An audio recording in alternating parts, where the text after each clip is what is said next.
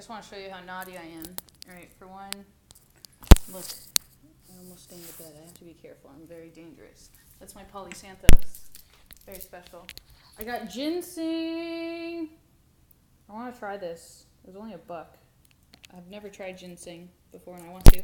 I bought 2 Evian water, which is supposedly one of the only waters that actually has proper pH, which, surprising enough, did you know that Fiji water supposedly has awful pH?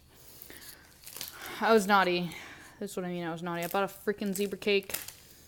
Okay, I haven't smoked, and I'm hungry, and I kind of wanted sushi, but I like raw, and this is all they have, and I'm not sure what kimchi is.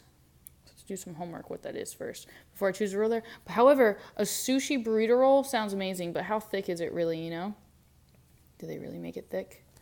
Or is it just like a hand roll and they just call it a burrito? I do like that they have Thai tea. I do like the Midori smoothie sounds. Nom nom nom.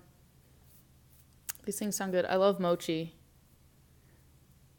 Creme brulee. Especially love creme brulee. But orange, I don't know about that.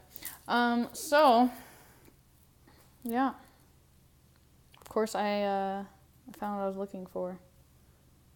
Bought a little piece. The first time I bought a piece since I returned. Someone on Twitter actually recently asked me when my burn anniversary was. And then, I can't lie, part of me was confused. Like, part of me was like, I wonder if they're talking about, what's the date that you caught your face on fire? Burn anniversary, get it? But it could also be a toke thing, I suppose. And then, I'm not really sure if I count, if my anniversary date for that, I mean, it would be sometime when I was like 13, if we're going on that, like when I first started, right? First discovered it. Kind of like a family norm.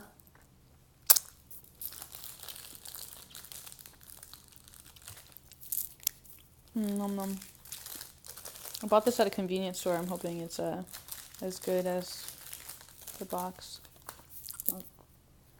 Nom nom nom. It's so good. When I eat unhealthy, this is definitely one of my favorite childhood things. My feet are black. I need a bath. I stink. Definitely stink. Nom nom nom nom. Oh no no. So hungry. Nom nom. I love Evian.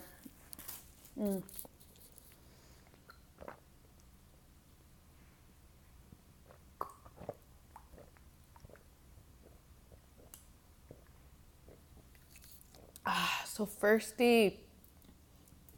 So thirsty.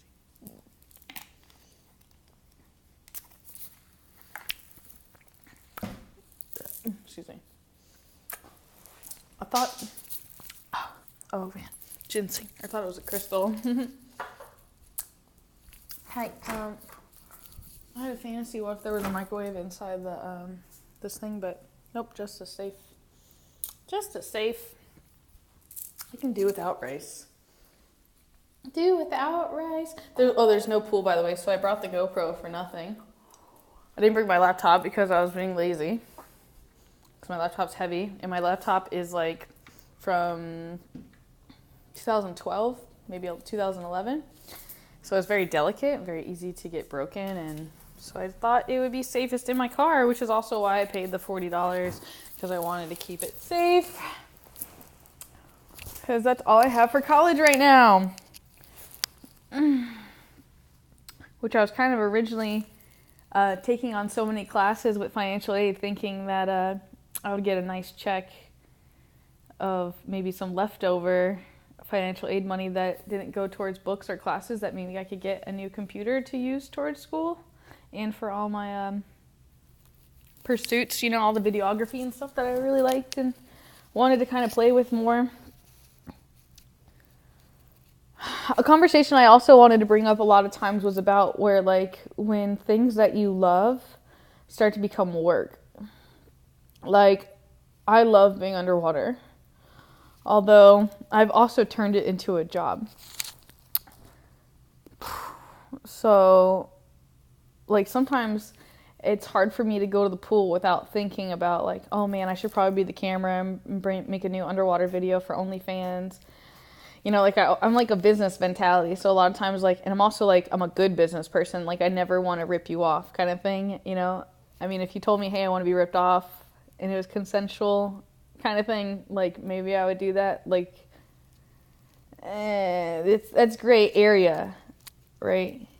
Like, someone says, I want to give you money, and they say, oh, you know, I want you to be greedy. I don't know. I'm struggling to make up fantasy scenarios of where the BDSM stuff is legal, or it's acceptable, should I say. Wrong terminology. But it's the same essence though. Like, yeah, making YouTube videos or like just doing anything that you love, where you learn to make a living off what you love, and then where what you love sometimes like messes with your head because it's like work now. It's not just what you love. And then sometimes it's hard to like mess with it, or like I'm struggling to like explain what I mean. Sometimes actually smoking would actually completely clear my thinking. I can talk better and I can channel better and I can be more sensitive and open, and kind of like what drinking does for other people, you know. Drinking has never been my thing. I wanted to go to another topic. I'm kind of struggling to remember right now.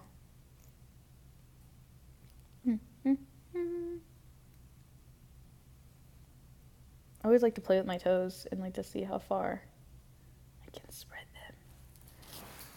Spread the pinky toe.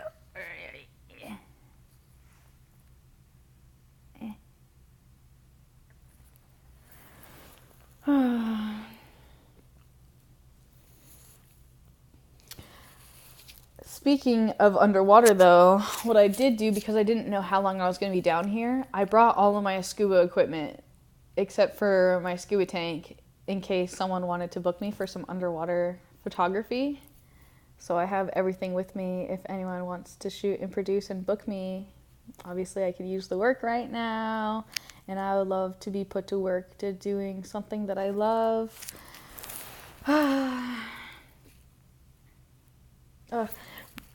Like, there's other stuff that I love. Like, I definitely love doing the BDSM stuff.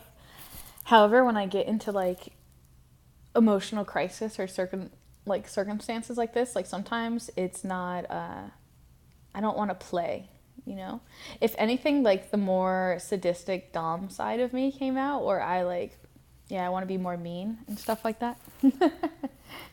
But like, for fun in some aspects, but it's also like a venting thing for me, but also like somebody that also like actually gets turned on or enjoys, sadism, or, you know, being pushy, bossy. Sometimes it was like nice to have that, but then sometimes it definitely made you feel bad that you like felt that way and that you acted that way sometimes too. Like, I was taking a peek at the time. All right, so one thing that comes to mind is one of my first experiences as a professional dom, you could say, dominatrix. Whatever you want to call it, right? One of my first experiences where I had in a real-time session is I actually met someone from the internet.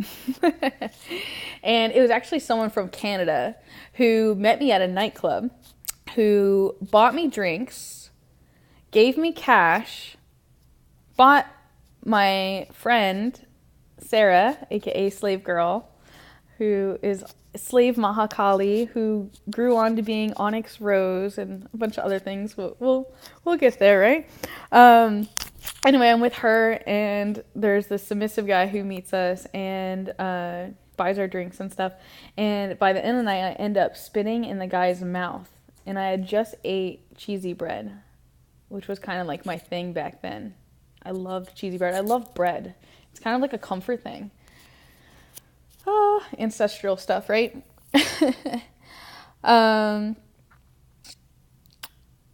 Like, part of it was really hot and fun. Like, he swallowed my spit no matter, like, what I ate, and he thanked me for it. And then, like, part of it also makes you feel like, like... But that's mainly from, like, outsiders, like, how others are like, ew, you're disgusting, or what kind of person are you to do that? Blah, blah, blah, blah. What's the difference when you make out with someone and you swish spit back and forth, or is that gross to you too? I love making out, personally. It's kind of like a thing that I love to do. However, consensual, that's like the number one thing in everything that I do. You know, I don't want to do any BDSM stuff unless it's consensual, or unless, like, you say that you want your boundaries pressed. But even then it gets, like, gray area, right? Because, like, some people do have psychological issues and just, they don't know their own limits, and sometimes it can be very unhealthy. And then someone like me, who definitely is pushing the healthy agenda, even though I do some things right now that aren't necessarily fully healthy and amazing, didn't stop me from having the intention of making the world a better place, or hoping that you'll be a better person and not do the things that I do, or the things that I say, essentially, you know, as much as just finding your own way and being your own divine blueprint. That was probably the biggest agenda of all that I pushed, is the divine blueprint. And, you know, I can thank, her name is Holding Space, Charlemagne. If you can find her, she's in California. She's an Akashic record reader. She is very enlightening, very helpful. I actually posted her video. It's an hour-long video, but really it's mainly talking. I have so much to share with you still, by the way. Like, I'm so behind in content. Like, that's another reason why I definitely need to work with my laptop. But now that it's getting dark, I'm not really in the mood to go get that. I really need a sacred space. It's becoming more and more obvious. But when this situation happened with my family, it definitely had me thinking that maybe, like, I shouldn't be in St. Augustine anymore. And then there was also a situation where I wasn't sure if the museum was going to renew their lease, and it was very possible that it was going to end soon. So therefore, that would have meant that I have nowhere to do my readings, and I'm back as I was before when I moved out of the museum about 8 months ago or 9 months ago or something like that. I think I moved out a year ago, actually. We're coming up on my year mark where I've been at Dennis's place for a year, which is also another reason why I feel like I need to move, because I've been renting a room for a year. I beat myself up a lot, and I compare myself to, like, girls that I went to high school with that I, like, always watched from afar, you can say, and that we've been very different. Like, they were preppy girls, and I see them, it's kind of like a textbook thing, you know, because, like, even the girls that didn't hang out together, they all got the same things. They got their RN degrees and they got married. And then here I am, Trina Mason, aka Cutter Girl from college. From high school or whatever, right? Like, I'm that girl that was that weirdo, that weird chick that wore rainbows and dated chicks and acted out and dressed gothic, and the weirdo, right? The juggalo, whatever you want to call me. So it definitely made me wonder. However, at the same time, I never really wanted to change anything. Like, I'm actually, you could say, pretty proud to be a juggalo. You know, Insane Clown Posse and Dark Lotus literally saved my life. I can't stress that to you enough. I know a lot of juggalos say that, but really, straight up, Dark Lotus is what saved my life when I was going through some horrible stuff when I was a kid. I mean, perhaps that's really dramatic, but at the same time, like, I just remember being in a similar situation that I am now, you could say, in some aspects, like, where I'm having a lot of emotional stuff, a lot of stuff going on, heartache and troubles and family and drama, etc. And it was my outlet. Like, before smoking weed, I guess, that was my outlet, was my music. And I know it's not very positive and uplifting music, but at the same time, it was a coping mechanism to really help me deal with all the things inside of me. And right now, I mean, I kind of find it entertaining. I really love the rhymes and all the things that they kind of came up with, and some of them were kind of comical for me, too, because I kind of know them. You know, I hung out with them once or whatever, so I feel their energy, and I understand them a little bit better from that experience, although listening to the music kind of made you feel like you knew them, too. especially once you're red behind the paint. I love you. I got